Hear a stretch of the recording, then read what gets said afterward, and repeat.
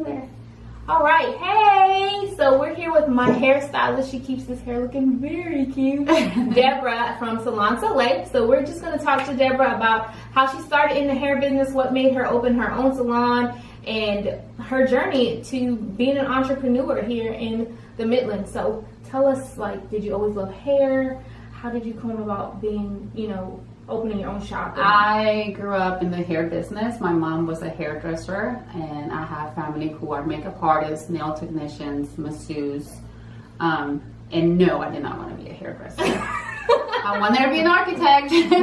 But, I'm from Mexico, and once we came to the U.S., going to architecture school was going to be very challenging. So I did a lot of different jobs right after high school, and it was not until after I had my second child that I started thinking what else I could do. So I went and visited one of the local beauty schools here in Colombia, and I took one of those, I think it was like a 3-hour course just to see, like Are you interested type thing? Yeah, one of those little before you signed up for the classes and stuff. And everything they were talking about, I was like, well, I know how to do that. When they were talking about cutting hair on certain angles, because I grew up with it at home with my mom and my family, it was a familiar tone, it was a familiar conversation. And I thought, well, let me give this a try. And so I went ahead and signed up. And it was like finding out that I was good at something that I didn't know I was good at. So I fell in love with it. And it became a business, unfortunately, when I was going through my divorce, because I was a stay-at-home mom and I was only working 3 days a week as a part-time as a hairstylist somewhere else. And I needed to find a job when I was going through my divorce that allowed me only to work during the week. And that was going to be really, really hard for me. So I ended up creating my own job, and that's how Salon was born. And that was year 2006. Wow. So 12 years ago. So what were the challenges that you faced? Like, I know being a single mom now, new to the workforce, and having to learn business because you are at home mom and you have to figure out how to start your own business. So what are some of the challenges that you face, opening a salon, trying to, get clients and become known? I think the biggest challenge was just managing your time and stick to the plan. I knew what I needed to do, and the salon was not my main goal. To have a job that provided for my kids and at the same time do something that I love was my main goal. So I never really planned to open a salon. I created a job. So managing the time was challenging. Once I opened the salon, then I realized, I think it was maybe 4 or 5 years into it, I worked majority of the time by myself for the longest time. And I was frustrated because I couldn't find anybody to work for me. And it wasn't until a good friend of mine pointed out that he said, the reason why you're not being successful finding people is because you created a business for you. You created a job for you. You didn't create a business. He says, so what you need to do now is look at what you have accomplished, and set it up as a business for others to come and work for you. Because right now it's a comfortable place and it's set up for you. Your hours are for you. It accommodates your clientele, but it's not open for anybody to want to be here because it's so you. It's just so you. And I never really thought about it until he pointed that out. And so then I went back and, I read books. I read a lot of books on how to open salons, and I read about salons like Aveda Salon, Paul Mitchell Salon, what they've done, why they've been so successful. I read about Target. I read about Starbucks. Why is it that they're able to hold on to the employees? So I did a lot of, little research and study. And so I went back and kind of moved things around a little bit and just opened the space a little bit more, and my hours more flexible. And I needed a change to be able to accommodate other people. And then it became a little bit easier to find people to come and work for me. And in our industry, it's really hard to work with others because there's a lot of ego involved. Right. We have a lot of competition with each other because we do the same stuff. So we want to be successful. We want to be better than the other one, kind of thing. So it's hard to find good people. But I've been lucky, like in the past, I don't want to say 5 years, I have like really good employees, and I like to call them coworkers. Yeah. They like to call me boss, and I'm like, no, I'm not your boss. We work together. We work together. That's what I like, and I think your determination and just your perseverance. From when I met you, I was like, oh, she seems like a person I need to get to know. Yeah. Well, thank you. We've known each other now. You've been doing my hair for like 3 years. It's been about 3 years now. Has to be. But we've seen each other before then, working out and stuff. Yeah. So you're just like so focused and so determined, and you know what you want, and you know how to go get it. Who are like your biggest supporters? Who do you turn to in those times when you feel like you need to be rejuvenated?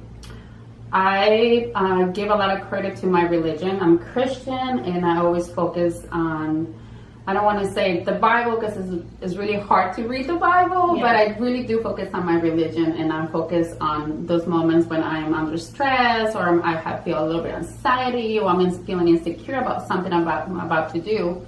I do look at the Word and see what God has to say about it, and I find a lot of confidence in Him, and I find a lot of trust and a lot of faith and a lot of hope, and that's what I hold on to, And I follow some motivational speakers, and I love poetry, I love music. My friends are a great network.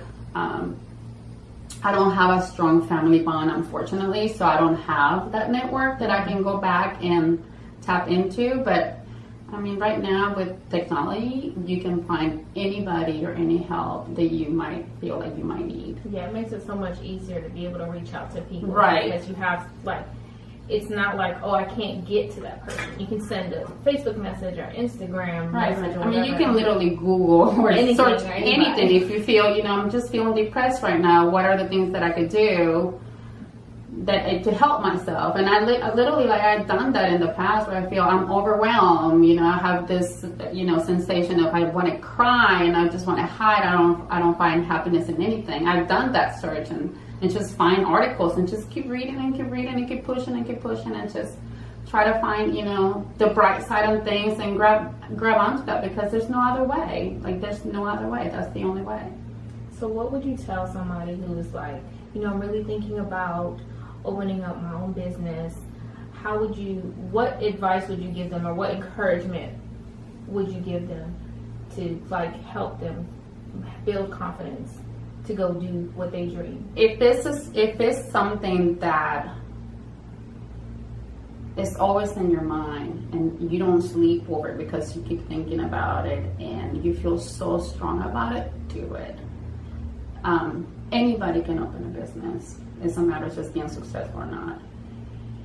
Do it. It's an action, just like anything else. Take the first step, then the second step, and the third, and the fourth, and the fifth, until you get to wherever you want to get, whatever that goal is. But I do believe that everything is possible, and do your research. Don't spend your money on stupid little things. Save your money for the things that are important. Put yourself a little bit to the side, because it's not about you. Depending on what kind of business you're trying to accomplish, but I'm in the service industry, so it's not about me. It's about the client. I do believe that customer service is huge. It's something that is being lost right now, because most businesses right now, they don't need employees to run their business. Everything is so technology based. Yeah. And I am lucky enough that they still need us to put our hands in y'all's head, and more people are gonna want that. More people are gonna want somebody to talk to and touch or hug, and it's gonna get lost. So put yourself to the side, focus on the main goal. Give credit to who has earned the credit, your employees, your clients, and that's pretty much it. Yeah, and do whatever you can on your own. And if you need resources or loans, and go to your local community banks. They're always better than the big ones. I started with really no money, and the way that I did it, and this is why it's so rare to be here in the United States, because credit is awesome. It's true. Get good credit, people. Yeah, good credit. Keep your credit good. I had no money. This is true story. I had no money. I was able to find great people to help me, get the lease on my space, and we got like 90 days free with a 5-year lease.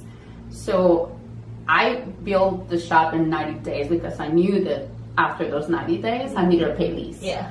So I spent 30 days. I think we were able to open, I think 45 days into the 90 days. So I was able to work 45 days without having to pay lease. And that was enough for me to have a little bit of cash so I can pay my first month. Because when I'm saying I had no money, I had no freaking money. And I literally went to Best Buy and got my sound system on credit. I got my furniture from my rooms to go. You know, I did. Everything was credit. Oh yeah, everything was credit. So don't let that stop you. You know, keep your credit good. So, because you might need it. Don't use it if you don't need it. Use it for the things that are important. Yeah. You know. Yeah. So you did everything on credit. That is like so awesome. Mm-hmm. That is amazing. How do you balance, you know, your daughters and your work? I know you created a job so that you could do that. Mm-hmm. When you became more successful, or in those times when you were like, listen, it's like sink or swim right now, I have to like make this money. How did all that play out for you? Like, were the kids understanding? Were they kind of like, what can we do to help you? Like, you know, they went through a lot of sacrifice too. I mean, it wasn't easy. It was not easy whatsoever. I mean, for the longest time, I couldn't do certain things. I mean, I remember I had a vehicle, a nice vehicle back then. I sold that for nothing because I needed the cash to continue, and sold that. And I bought another car. You know, then I had a car payment, something I didn't have for many years. So, but it didn't matter. I needed to do what I needed to do. I mean, we done it all. Yard sales, flea market, purchase, you know, buy clothes from just Goodwill because we couldn't really afford to do anything because that's not important. Right. What was important to me back then was because I was going through my divorce, I didn't want to sell my house because I wanted the girls to have a very safe environment. I didn't want to change any more than what was being done at the moment. So I wanted to keep the house, and that was probably one of the most stupidest things I ever done because it was a big house and it was a lot of money, you know, spent on that house monthly. And so a lot of times I just had to work just to pay for the finances of the house and the business and the expenses of, you know, everything else. And it was like literally nothing left. But, you know, God always provides. God always provides. That. You've kind of figured it out, you know, you just kind of, when you have to, you'll figure it out. Yeah. When you don't have to, you just kind of sit back and like, you know, just relax. You're content. You relax because there's no pressure. I'm used to struggling, like, you know. Yeah, but there's no pressure. Like, yeah, if you have pressure, then you're gonna persevere and go for what you know. Yeah, and the girls went through a lot of sacrifice too. I put them through a lot, you know. My oldest one is now 25. My youngest one is 17. They're a good 7 years apart. So big sister had to be mom a few times. You know, she had to babysit a few times. I brought him to work with me several times, and you know, they were bored and they were aggravated, but it's what we needed to do. Yeah. And I'm sure they admire you so much for that. Now they do. Like, look how far you've come. That's amazing. Now that then they're older, they definitely go back and appreciate. But you know, there's been several times that my youngest one is the one that has a little more resentment. And she says, you know, Mom, we spend a lot of time by ourselves because you were always gone. You were always working. And when she gets older and she has kids, she'll understand what it was that you had to do. Yeah, my oldest one understands now, so I'm pretty sure that, you know, she'll come to that. This is amazing. Debra is super amazing. She's super sweet too, and she can do your hair. So come visit her at Salon Soleil on Washington Street, downtown. 1216 Washington Street. All right. Bye, guys. Thank you. Bye. Super easy. Cool. I like your light. Thanks. That's awesome.